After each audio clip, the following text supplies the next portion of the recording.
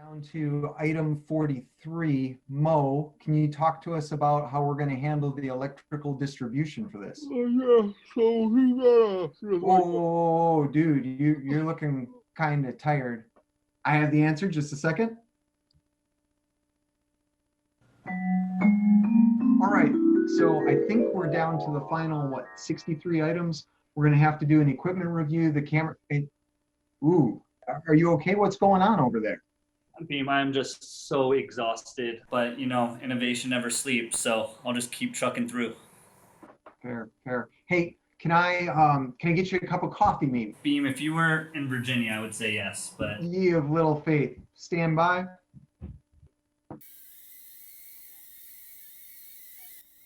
What's he doing? I wish I knew.